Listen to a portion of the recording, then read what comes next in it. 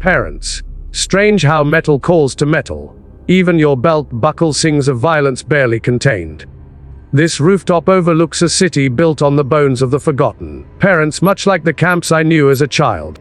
Max Eisenhardt, Eric Lencher, Magnus, so many names for one man running from his past. Metal may sing to you, but guilt screams louder. I can hear it in every word. You turned personal trauma into a war against an entire species. I turned mine into a war against those who prey on the weak. The dead children of Auschwitz would weep to see what their memory has been used to justify. Parents. You speak of memory as if it were some relic instead of living fire. Every human I kill prevents a Nutton from burning in fear and hatred. Parents. They created the camps once. They will create them again unless stopped permanently. Your war on crime is theater, Bruce. Parents. You arrest the same villains over and over. A dance of violence that changes nothing fundamental. When the alternative is becoming what we fight against. Your permanent solutions are just murder with better marketing. I've seen the files from Genosha. Your magnetic storms killed humans and mutants alike. Children and adults, soldiers and civilians. How many innocents have died for your vision of mutant supremacy? How is that different from any other genocide? The systematic elimination of people based on what they are, not what they choose to become. Humans choose hatred, choose fear, choose violence against those different from themselves. Mutants represent evolution. Natural, inevitable, superior. I merely accelerate what Charles naively believes can happen through coexistence. But you puzzle me, Wayne. What made you think fear could inspire hope? Fear is a tool, not a destination. Criminals fear me so innocents don't have to fear them. But your evolutionary argument is the same logic every tyrant uses. Natural selection, survival of the fittest. Destiny-written DNA. You sound like the scientists who measured skulls to prove racial superiority. When did you become everything you once suffered under? When I realized that suffering without purpose creates only more victims. The camps taught me that civilized society is soap bubble. Beautiful, delicate, and utterly temporary. Mutants are not another race, Wayne. We are another species, Homo superior. The future trying to be born while the past clings desperately to relevance. Your fear-based crime fighting may work on street thugs, but what happens when the real threats emerge? I've faced gods, aliens, time travelers, beings who could unmake reality itself. Fear didn't stop them, preparation did. Intelligence, resources, understanding their weaknesses, finding allies. You think power makes right, but power without wisdom is just destruction with better aim.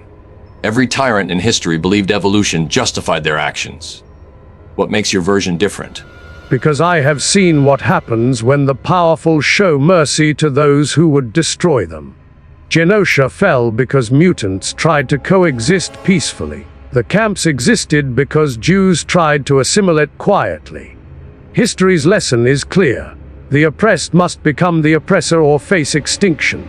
You choose to preserve a system that creates the very criminals you fight. Why maintain the disease? Systems can change without mass murder. Gotham is corrupt, broken, diseased. But it's also home to millions of people who don't deserve to die for their leaders' failures.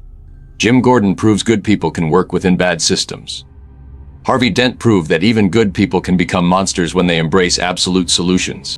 Gordon and Dent. Perfect examples of human weakness disguised as virtue. Gordon maintains illusions about justice while working within systems designed to protect the powerful. Dent became Two-Face because he finally saw the world as it really is. Random, chaotic, meaningless except for what we impose through will.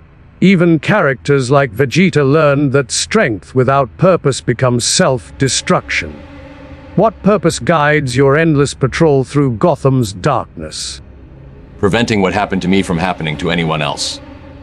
Every child saved from witnessing their parents' murder. Every family protected from random violence.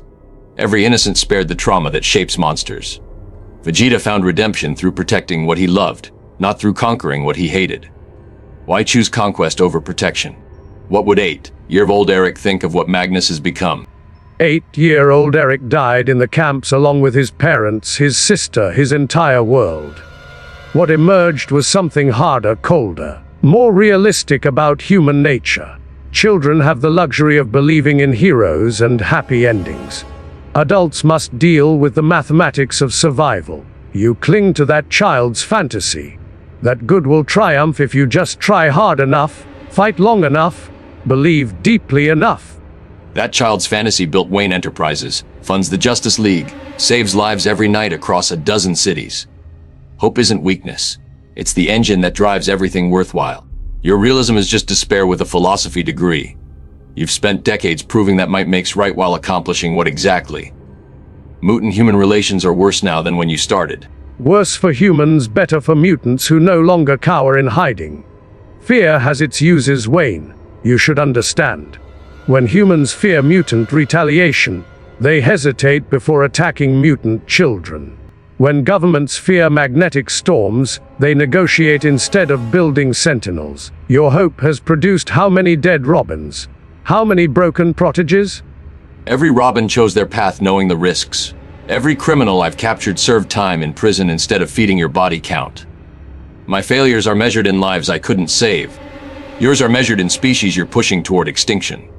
When the last human dies in your magnetic fields, what exactly will you have won? The right to rule over graves. I seek to ensure mutant survival, nothing more.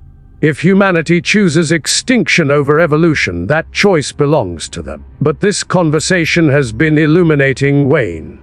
We are both products of childhood trauma, both shaped by watching loved ones die helplessly. Perhaps our methods differ only in scope. We differ in everything that matters. You became what destroyed your family, a force that eliminates those it considers inferior. I became what my family needed, protection against the chaos that takes innocence. Your millions are built on billions of corpses. My dozens grow into hundreds, thousands, each one choosing to be better than what hurt them. And yet here we stand, two old men whose wars have consumed our lives, whose missions have isolated us from the very people we claim to serve. Your Gotham still bleeds, my mutants still suffer. Perhaps we are more alike than either cares to admit. Prisoners of purpose, slaves to causes greater than ourselves. The tragedy is not that we chose different paths, but that we cannot choose different destinations. Our destinations couldn't be more different. You're racing toward a world where might determines worth, where evolution justifies atrocity, where the strong devour the weak without conscience. I'm working toward a world where that child in Auschwitz gets the protection he deserved, where every innocent has someone willing to stand between them and the darkness. Belief is luxury for those who haven't seen their worlds burn. But you surprise me, Wayne. Most humans cannot see past their own mortality, their own small concerns. You have built something that might outlast you. Symbols, institutions, proteges who will continue the work. Perhaps that is its own form of evolution, slower but more sustainable than genetic superiority. Evolution through choice, not genetics. Through teaching, not conquest. Through hope, not fear. Dick Grayson became Nightwing not because I made him, but because he chose to be better than his trauma. Tim Drake chose to be Robin to honor Jason Todd's memory. They evolved through inspiration, not intimidation. That's the future worth building. Inspiration fades, Wayne, when your proteges face their first real test. When they must choose between their principles and their lives, between their morals and their loved ones. What will they choose? The camps taught me that principles are peacetime luxuries. When survival is at stake, everyone becomes pragmatic, everyone becomes me. When my proteges face that choice, they'll remember what I taught them. That principles aren't what you believe when it's easy, but what you choose when it's impossible. Dick chose forgiveness over revenge. Tim chose justice over vengeance. Damian chose family over blood. They became better than what made them, not worse. That's not just evolution, Magneto. That's transcendence. And it's what separates us forever.